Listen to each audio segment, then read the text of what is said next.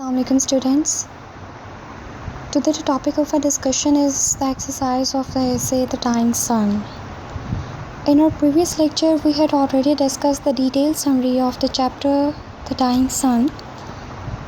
So this essay is written about the creation of earth and beginning of life on it. So the two major themes was discussed in this chapter: the creation of the universe and life on it, the littleness of our home. So let's begin with our topic, the short questions and answer of the dying sun. Punjab textbook board has allocated the 8 short questions. So I will give you the answer of all questions one by one. So let's begin with the question number 1. How is it that star seldom finds another star near it? How is it that ऐसा क्यों कर है star सितारा seldom शाज़ो नाज़र finds पाता है another star near it दूसरे सितारे को अपने करीब. ऐसा क्यों कर है कि एक सितारा दूसरे सितारे को शाज़ो नाज़र ही अपने करीब पाता है? Answer: a star seldom finds another star near it because there is a distance of miles, लाखों मीलों का फासला है बिटवीन द टू स्टार्स, दो सितारों के दरमियान. मोर ओवर मज़ीद ये कि स्पेस इज़ इमेंसली वास्ट, खला बहुत वसी है. And each star is bound to travel, हर सितारा जो है वो मजबूर है गर्दिश करने पर एंड इट्स ऑन ऑर्बिट, अपने ही मैदान में. So the two reasons are here. The first reason is distance of millions of miles between the two stars, and the second reason is the space is immensely vast. So let's move on to the second question. What happened? क्या हुआ when a wandering star wandering through the space came near the sun?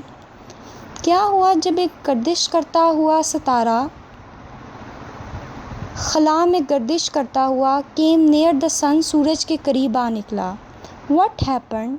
क्या हुआ when a wandering star एक गर्दिश करता हुआ सितारा wandering through the space खला में गर्दिश करता हुआ came near the sun सूरज के करीब आ निकला या आ गया. Answer: when a wandering star came near the sun, जब सूरज के करीब आ गया, it raised a tides on the surface of the sun, उसने सूरज की सतह पर जो थी, raised का मतलब होता है पैदा कर देना, उभार देना. टाइड्स का मतलब होता है लहरें. On the surface of the sun, सूरज की सतह पर. तो सूरज की सतह पर जो थी वो लहरें जो थी उसका उभार पैदा हो गया.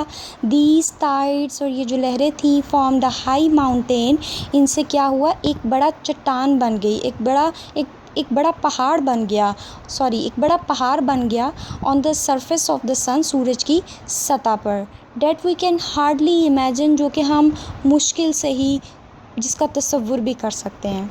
सो जब एक गर्दिश करता हुआ सितारा खला में गर्दिश करता हुआ सूरज के करीब आया तो उस वक़्त सूरज की सतह के ऊपर एक उभार सा पैदा हो गया.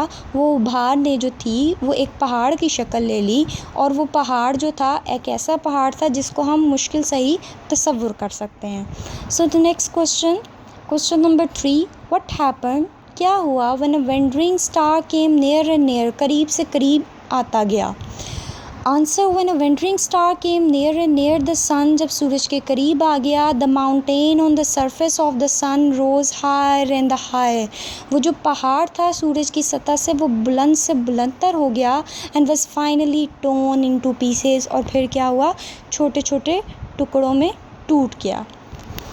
So question number 4. What are the planets? What are the planets and how did they came into existence? Planets क्या हैं and how did they came into existence, और ये वजूद में किस तरह से आए. The planets are the broken part of the sun. ये जो सियारे हैं ये टूटे हुए हिस्से हैं किसके? सूरज के. They came into existence, ये मार्ज़ वजूद में आए due to the tidal pull, उस खिंचाव की वजह से, cast by some star on the surface of the sun, जो कुछ सितारों की वजह से हुआ था सूरज की सतह पर. So why, next question, why is there no life on the stars? सितारों पे ज़िंदगी क्यों नहीं है? Why the life can't exist on the star? There is no life on the star, ज़िंदगी मुमकिन नहीं है सितारों पे, because the stars are the balls of the fire, ये भी तो आग के गोले हैं। द स्टार्स, सितारे, are the balls of fire, आग के गोले हैं, like a sun, and they have the intense heat, और गर्मी की शिद्दत भी बहुत है, ये बहुत ज़्यादा शिद्दत की गर्मी रखते हैं। Therefore the stars are too hot for life to exist and on them, therefore इसी वजह से द स्टार, जो सितारे हैं, आर टू हॉट, बहुत गर्म है, फॉर द लाइफ, ज़िंदगी की आगाज़ के लिए, to exist and on them, ताकि ज़िंदगी का जो आगाज़ है, बिगनिंग है, वो उन पे पॉसिबल नहीं है। Right a note on the beginning of life on the earth, right a note, एक नोट लिखें, ऑन द बिगनिंग, इब्तिदा पर, ऑफ द लाइफ, ज़िंदगी की, ऑन अर्थ, ज़मीन पर। आंसर है जी, when the earth gradually became cooler when cooler, जब ज़मीन आहिस्ता ठंडी ठंडी होती गई, ये ठंडी से ठंडी हो गई, life started in a very simple organism, तो जो ज़िंदगी थी बहुत सादा ही इज्साम में शुरू हुई।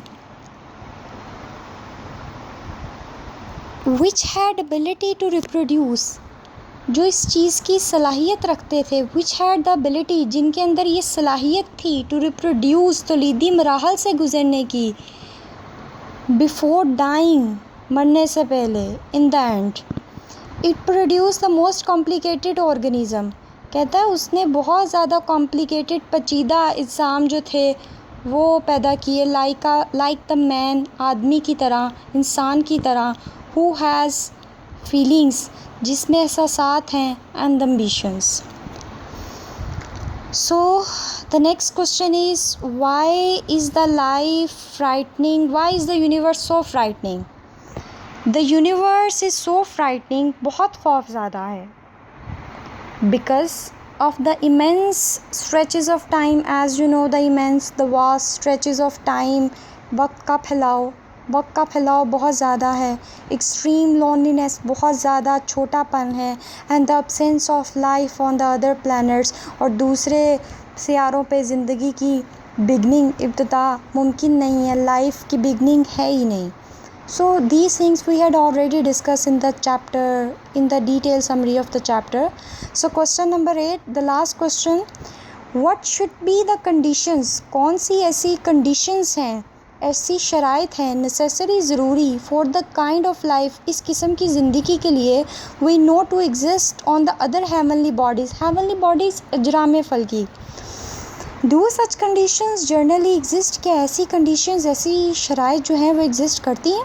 जैसा कि हम जानते हैं अदर हेवनली बॉडीज़ पे लाइफ जो है वो एग्जिस्ट नहीं करती, क्यों एग्जिस्ट नहीं करती, कौन सी ऐसी कंडीशंस हैं जो नेसेसरी हैं, सूटेबल हैं, होनी चाहिए तो लाइफ की बिगनिंग होगी? Let's move on to answer.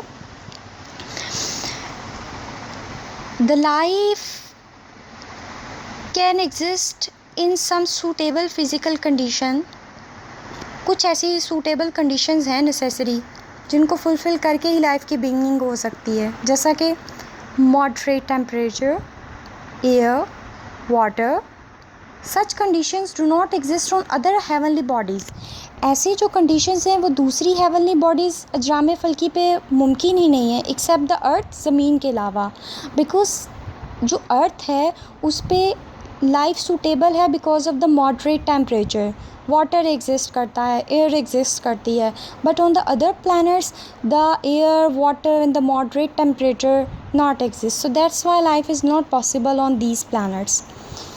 How do the star travel in the universe?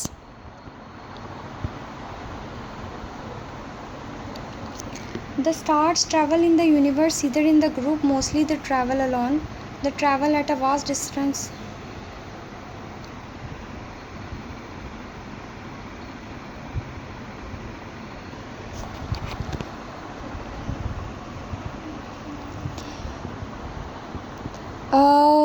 Next question, how do the stars travel in the universe?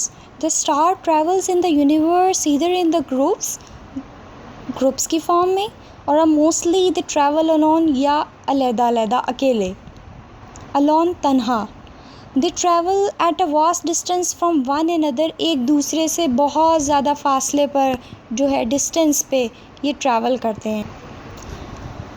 So the last question, what are the temperature belts? Temperature belts are the zone that surround each hot star at a certain distance. The temperature is neither too hot nor too cold. Life can exist on such temperature belts. So the life is possible only on that zone where the temperature is neither too hot or nor too cold. So these are the questions of the Punjab textbook board. So hope you will get my point of view, and thank you for this lecture.